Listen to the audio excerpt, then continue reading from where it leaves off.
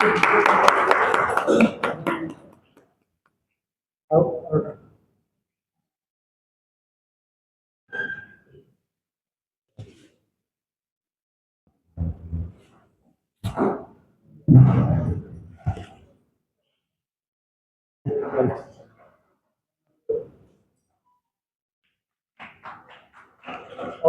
वो ଆଜିର ଯୋଉ ପ୍ରେସ୍ ମିଟ୍ ଡକା ହେଇଛି ଉଦ୍ଦେଶ୍ୟରେ ମୁଁ ରାଷ୍ଟ୍ରୀୟ ଲୋକତନ୍ତ୍ର ଶ୍ରୀ ତ୍ରିଲୋକ ତ୍ୟାଗୀଜୀଙ୍କୁ ହ୍ୟାଣ୍ଡ ଓଭର କରୁଛି ଭାଇ ଆପଣ ତାଙ୍କ ମନରୁ କିଛି କଥା ଶୁଣିବେ ଆଉ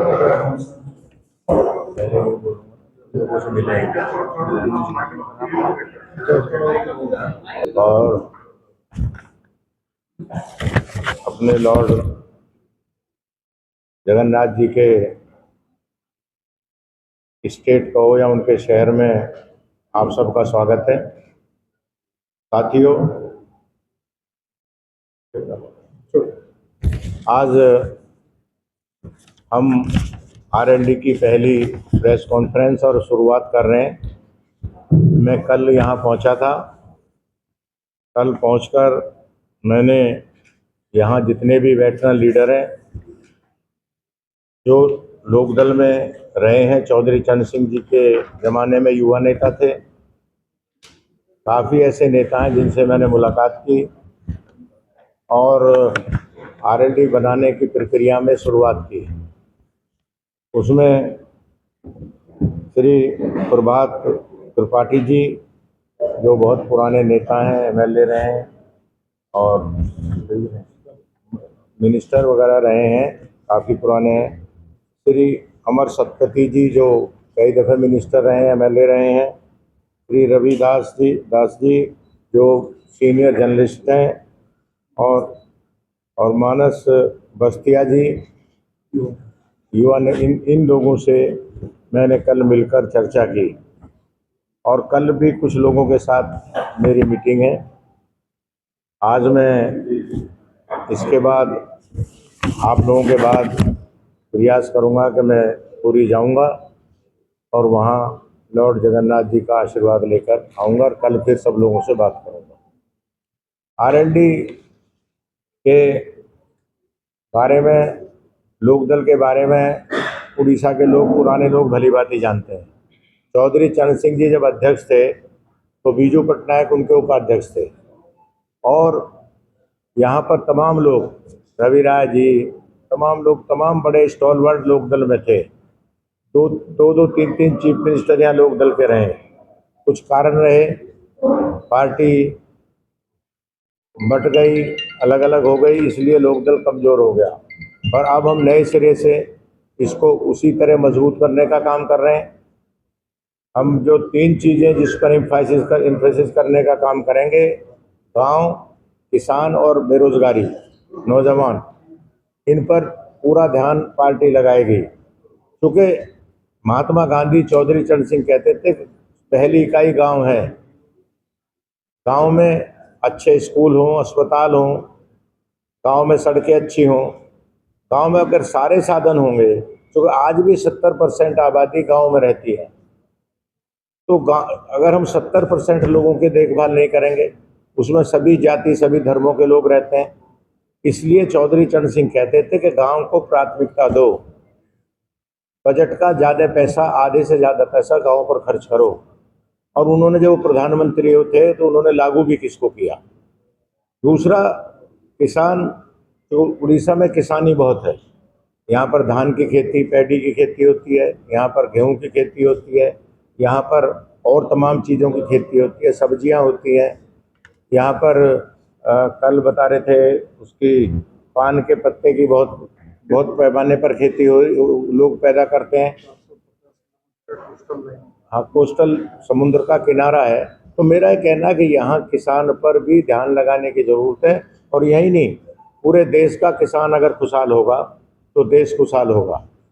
और जब किसान खुशहाल होता है तो छोटा व्यापारी और व्यापारी भी खुशहाल होता है। जब किसान की जेब में पैसा आता है तो सबसे पहले वो दुकान पर जाता है और सामान खरीदता है। अगर उसकी जेब में पैसा नहीं होगा तो व्यापार भी ठप हो जाएगा। और मैं आपसे कहना चाहता हूँ कि कोरोना काल में, थोड़ा मैं पीछे ले जाता हूँ आपको, कोरोना काल में इस देश की जीडीपी को अगर बचाया था तो कृषि ने बचाया था। अगर खेती की जीडीपी थी, उसी ने आपकी जीडीपी को जिंदा रखा, वरना इंडस्ट्री बंद हो गई थी, फिर भी आपकी जीडीपी डाउन नहीं हुई। उसका कारण है कि खेती एक महत्वपूर्ण चीज़ है। कपास पैदा करता किसान, तब हमको कपड़ा मिलता। गांधी जी जब चरखा लेकर बैठे थे तो लोग कहते थे कि बुजुर्ग आदमी चरखा चला रहा है, ना समझ लोग ऐसा बोलते थे। उसमें एक फिलॉसफी छिपी हुई थी कि चरखे से 1 करोड़ लोगों को रोजगार मिल रहा है। कोई उसका सूत काट रहा है, कोई पोली बना रहा है, कोई कपड़ा बना रहा है, कोई उसको रंग रहा है। तो खादी से इस देश में करोड़ों लोगों को रोजगार मिलने का काम हुआ, ये गांधी जी ने शुरू किया था। मैंने कपास का जिक्र किया, उड़ीसा में खनिज बहुत निकल रहा है। उड़ीसा एक ऐसा राज्य है कि जहाँ सबसे ज़्यादा संपदा छिपी हुई है। अगर संपत्ति जमीन के अंदर छिपी हुई है पूरे देश में, तो उड़ीसा में सबसे ज़्यादा संपत्ति है। तो इसका उड़ीसा को फायदा पहुँचे।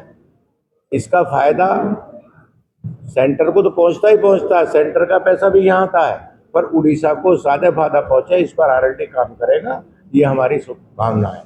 तीसरा, मैंने कल भी कुछ साथी पहुंचे थे एयरपोर्ट पर, मैंने कहा था कि जब तक दोनों हाथों को काम नहीं मिलेगा, जब तक बेरोजगारी नहीं खत्म होगी, तब तक आपके अपराध भी खत्म नहीं होंगे। अपराध बेरोजगारी की जड़ से निकलता है। बेरोजगारी अपराध को जन्म देती है। कश्मीर में हो, नॉर्थ ईस्ट में हो, कहीं भी वो जो अपराध बढ़ रहे हैं, वो ऐसे नौजवान हैं जिनको माफिया पकड़ लेते हैं, जिनको पैसे वाले गलत रास्ते पर डाल देते हैं। अगर नौजवानों को काम मिलेगा तो अपराध अपने आप समाप्त हो जाएंगे, आतंकवाद समाप्त हो जाएगा, ये नेक्सलिज्म खत्म हो जाएगा। इसलिए मैं कहना चाहता हूँ कि लघु उद्योग लगाओ, स्मॉल स्केल इंडस्ट्री की बहुत ज़रूरत है। सरकार को इस पर ध्यान देना चाहिए, सरकार ध्यान दे रही है। जयंत चौधरी जी स्किल के मिनिस्टर हैं केंद्र में, वो हमारे राष्ट्रीय अध्यक्ष हैं, वो भी इस पर प्रयास कर रहे हैं। हम उड़ीसा में भी ये कोशिश करेंगे कि यहाँ स्किल के अलग अलग से काम हो, यहाँ पर ज़्यादा से ज़्यादा ट्रेनिंग हो, यहाँ पर रोज़गार मेले लगे जहाँ लोगों को रोज़गार मिले। ये मैं जयंत चौधरी जी से बात करूँगा, और उड़ीसा के नौजवानों को काम दिलाने में आरएलडी की बड़ी भूमिका रहेगी। और मैं सरकार से भी कहूँगा कि मैं मुख्यमंत्री जी से हम बात करेंगे और कहेंगे कि बेरोजगार नौजवानों के लिए पैसा तय करें कि उनको कम ब्याज पर 20 लाख से लेकर 50 लाख तक रुपए मिले, जिससे वो जो हाथ से बनने वाला काम है, जो काम हाथ से हो सकता है, साबुन है, साबुन भी आजकल कोई फिल्म हीरोइन टीवी पर नहाती दिखाई जाती है तो वही साबुन बिक रहा है। गांव के लड़के जो साबुन बना रहे हैं, जो कस्बों में साबुन बन रहा है, वो सस्ता है और अच्छा है, वो शरीर को भी फायदा पहुंचाता है, पर उसके लिए कोऑपरेटिव मार्केटिंग नहीं है।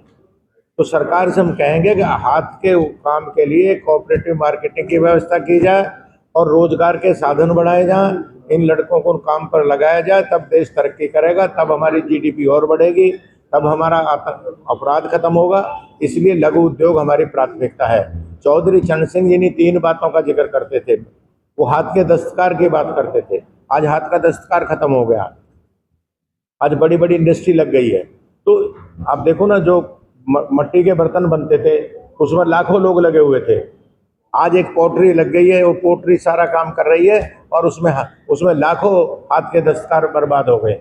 इन कामों को लोकदल बढ़ाने का काम करेगा, और जो गरीब लोग हैं, जो मेहनतकश लोग हैं, जो किसान हैं, उनकी तरफ हम अपना ज़्यादा ध्यान लगाने का काम करेंगे। यही बात मैं आपसे करने आया हूँ, और ये आज आरएलडी की शुरुआत है। मैं अभी हमारे बीच में जितेंद्र कुमार हत्ती, ये पुराने नेता हैं, इनके फादर कांग्रेस सेवा दल के अध्यक्ष रहे, ये तमाम ऑर्गेनाइजेशन में काम कर रहे हैं। बैकवर्ड जो संस्था है उसके भी ऑल इंडिया में पदाधिकारी हैं। ये अलग से सामाजिक संगठनों में काम कर रहे हैं, और भारतीय जनता पार्टी में थे, इन्होंने भारतीय जनता पार्टी को इस्तीफा दे दिया। अब ये लोकदल ज्वाइन कर चुके हैं, जयंत चौधरी से मिलकर इन्होंने लोकदल ज्वाइन कर लिया था, और ये लोकदल को बनाने का काम करेंगे। मैं आज आप सबके सामने जितेंद्र कुमार हत्ती को राष्ट्रीय लोकदल का प्रेसिडेंट नियुक्त करता हूं, और उनको ये सौंपता हूँ। जो जयंत चौधरी जी ने उनको राष्ट्रीय लोकदल का प्रदेश अध्यक्ष नियुक्त किया है। मैं बहुत बधाई जयंत चौधरी की तरफ से, मेरी तरफ से, हमारी पार्टी की तरफ से इस नौजवान को शुभकामनाएं देना चाहता हूं कि ये उड़ीसा में बहुत मजबूती से पार्टी को मजबूत करेगा और जितने वेटरन लीडर हैं, जितने सीनियर लीडर हैं, जितने जो यहाँ समाजवादी आरएलडी के लोग जो राजनीति को समझते हैं, उन सबको जिन्होंने राजनीति यहाँ बनाई है, चीफ मिनिस्टर बनाए, उनका आशीर्वाद लेकर आरएलडी को उड़ीसा में मजबूत करेगा, ऐसी मेरी उम्मीद है और मैं बहुत शुभकामनाएं इन्हें देता हूँ। आपका उड़ीसा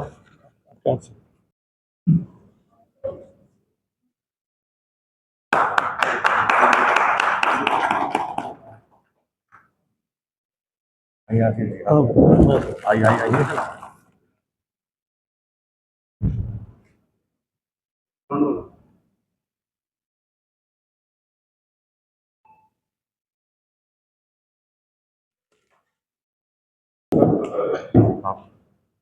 और कोई सवाल है मुझसे करें।